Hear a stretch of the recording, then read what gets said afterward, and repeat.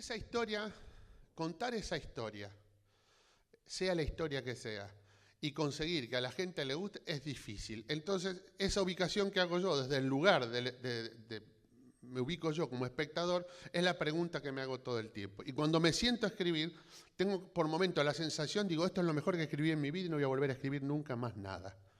Así. Al otro día lo leo y lo reescribo, o a la semana, o cuando lo digo, y la verdad que no está tan bueno. Y encima es de una película que vi la semana pasada y me había olvidado, porque es lo que suele pasar, le pasará más de una vez. Entonces, eso siempre es un inconveniente, que tiene mucho que ver también con la manera en cómo uno elige escribir. Como digo siempre, no hay ningún problema en escribir borracho, fumado, drogado, todo eso, pero lean sobrios después lo que escribieron. Alguien me dijo, ¿y puedo leerlo borracho, fumado y drogado también? Le digo, sí, le digo, pero bueno, mala suerte. Ese es el problema, cada uno puede escribir como quiere, pero después hay que reescribir y retomar el material. No hay problemas con eso.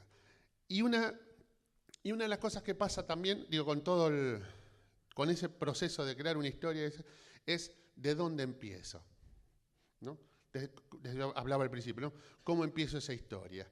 Generalmente empieza con una imagen. Me imagino que les habrá pasado muchas veces, ¿no? La idea de pensar una imagen, de pensar algo, ¿no? De pensar, vi una pareja besándose, o sea, construir a veces o algo que sucedió, o un diálogo, porque a veces las imágenes, digo, imágenes auditivas también hablamos, ¿no? Vi a dos personas hablando y una le decía a la otra y uno se queda con eso.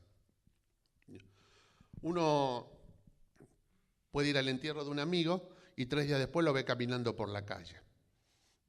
Las notas del libro de notas de Graham Greene decía eso, y eso es el tercer hombre.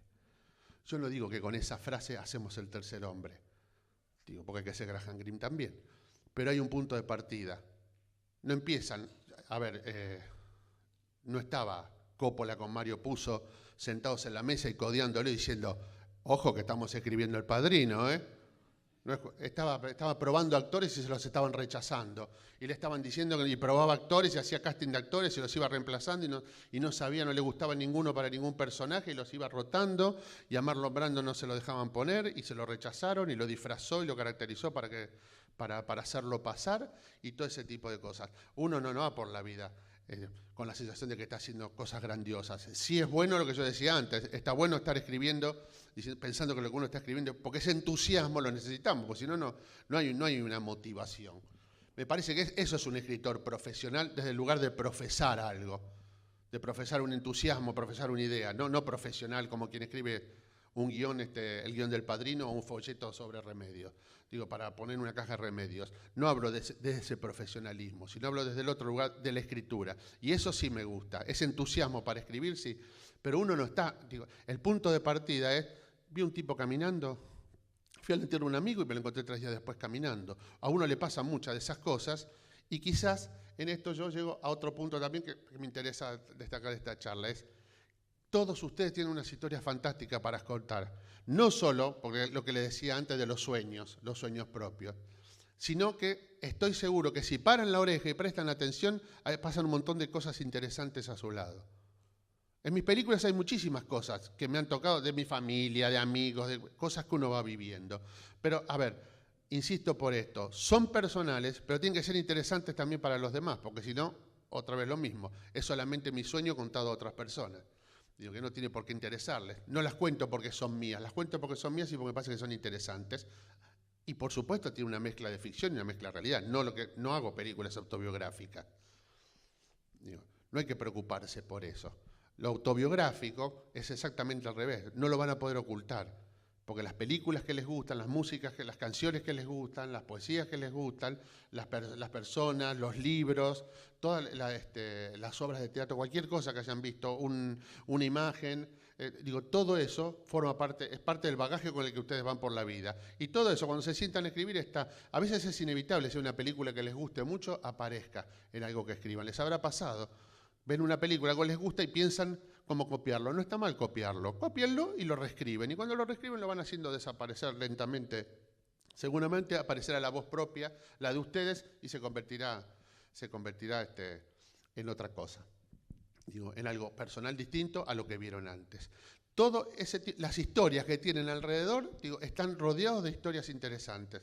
Los desafío a eso, a que las busquen, a que presten atención. Digo, estoy seguro, todos tienen una abuela, un tío, un vecino, un amigo, parientes, más o menos parientes. Siempre tendrán algo para rescatar. No, no para contar la historia costumbrista, No digo, alguno tendrá una familia como la de Esperando la Carroza, seguramente. Pero digo, pero puede contar sobre eso también. No me refiero solo a eso, me refiero a todas las historias a su alrededor. Y eso sirve, aunque escriban sobre 2 astronautas en una base en Marte.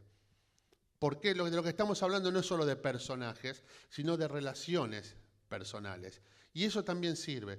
A mí me sirve ponerle cara y ponerle cara a los personajes que escribo, me sirve desde el lugar de que puede ser un tío, puede ser un primo, puede ser un actor argentino o japonés o inglés o lo que fuera, que esté muerto, que esté vivo. No posible, no un actor que yo pueda, no es que le pongo la cara a Ricardo Darín porque trabajé con Darín, le pongo la cara de Darín porque me gusta, me parece un gran actor.